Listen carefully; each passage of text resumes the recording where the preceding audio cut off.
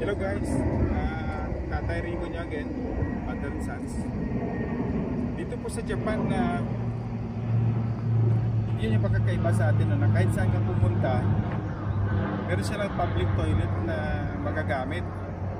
Isa po ito, alam nyo po, ay naiinggit ako talaga sa Japan. Doon sa mga malalaking lugar, big cities, akala mo yung sa mga big cities dito sa Japan, yung mga public toilet nila, kala mo nasa 5-star hotel ka eh. Pwede ka nga humiga sa sahig ng mga kasilyas dito sa Japan. Ito sa province ito. Pero may sariling para sa babae at lalaki na CR pag nalanganin.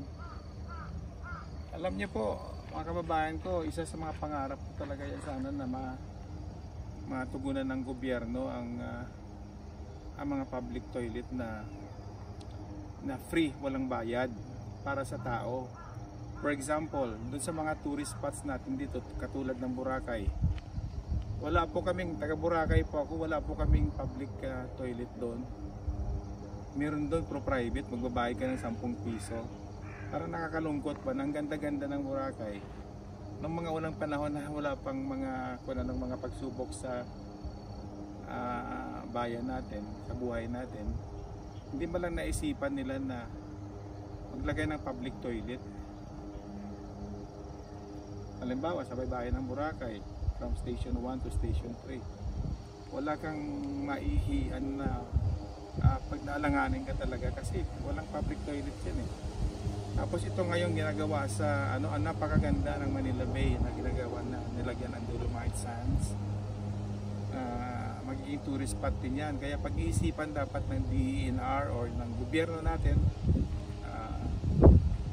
lagyan ng mga public toilet yung kung ilang piraso dyan, magmula sa US Embassy hanggang sa Yacht Club, lagyan ng public toilet para hindi nagkakalat yung mga Pilipino. Tapos every corner may mga trash bin dyan, may mga basurahan.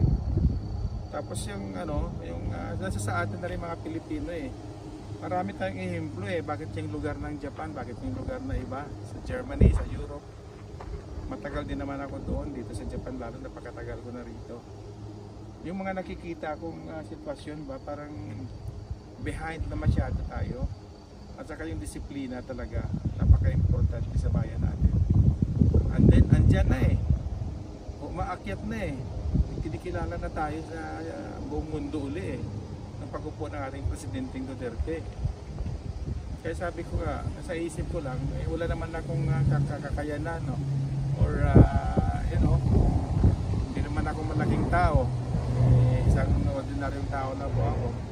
Kaya yun lang yung hangad ko sana na makarating din sa mailagay nila sa mga plano nila ng government natin, especially yung DENR, yung administration natin ngayon sa Pilipinas, na naisipan nilang ang Pilipino kasi pag naalanganin sa bato-batuhan lang dyan sa seawall lang dyan ng Manila Bay, talaga nagkalat yung mga ebak dyan eh.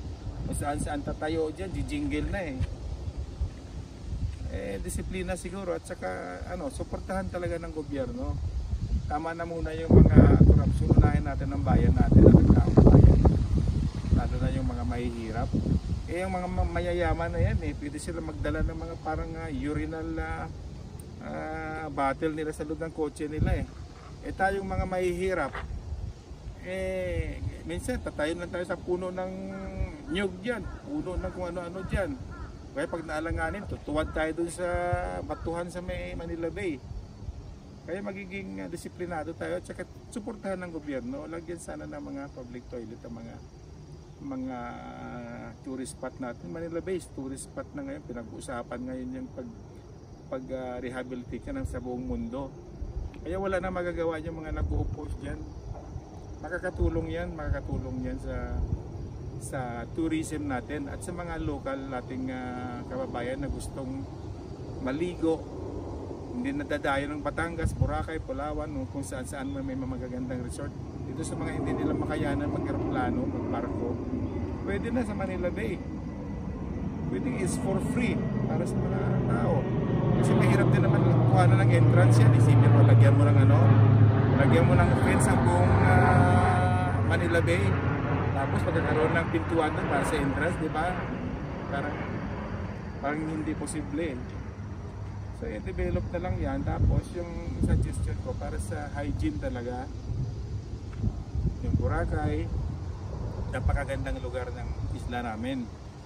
Pero bawat station, hindi ka makakakita na parang ganito sa Japan na may libreng toilet. Yan, bawat dito sa Manila Bay, ginagawa ngayon, pag-isipan na nila yung toilet na yan para hindi magkalat yan, hindi matatapon yung mga dumi nila din sa bay. Kasi maliligo yung mga apo natin dyan, mga anak natin dyan, ikawawa naman. Mahihigop nila dyan yung mga kung ano-ano pag nakaluluin sila ng tubig dyan. Yes, mio.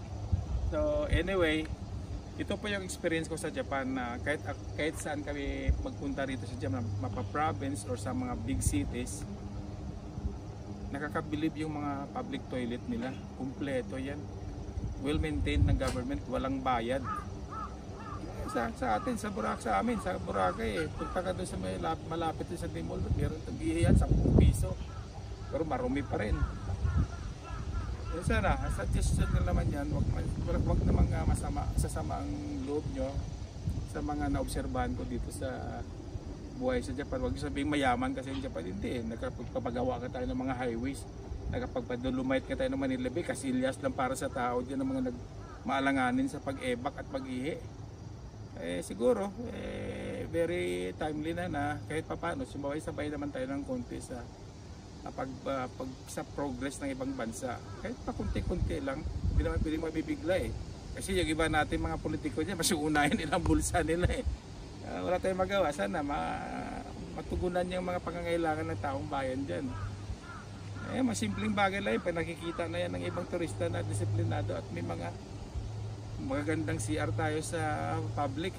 Bibilib na rin yan na maiisip nila na talagang progresibo ng Pilipinas, hindi tulad ng dati ng mga unang panahon na wala man lang presidenteng nagkaroon ng interest na iayos talagang bansa natin, kundi yung hindi nawawala hanggang ngayon. Hirap na hirap si Tatay Digong sa pag-solve ng korupsyon. Hirap na hirap siya. Sabi ko sana yung uupo sa 2022 ay para naman sa continuity ng pagbabago ay susundan na lang kung ano ng umpisa ni President Duterte. Anyway, ito na po yung pinablog ko ngayon. Parang sinasuggest ko na rin na sana magkaroon ng sariling mga toilet sa bayan-bayan natin, sa mga, lalo na sa mga tourist spot na areas tulad ng Luneta, Manila Bay, Boracay, doon sa Palawan, sa Batangas, para hindi naman nagkakalat yung mga tao. Hanggang dito lang guys, at umiinit yata ang ulo ko. Anyway, Tatay Rico nyo ulit ng Father and Sons. Huwag nyo kalimutan na mag-subscribe at i-hit nyo ang button bell. Tapos may 3 options yan, yung pindutin nyo rin yung all. Pwede kayo of course i-like nyo dahil pinapanood nyo and then punta kayo doon sa comment section kung gusto nyo mag-comment yun, okay lang naman. Anyway, thank you so much guys for watching at sana nasa maayos tayong lahat. Keep safe at huwag kalimutan na maging malinis sa katawan natin dahil sa panahon ngayon. So keep safe guys and God bless. Peace.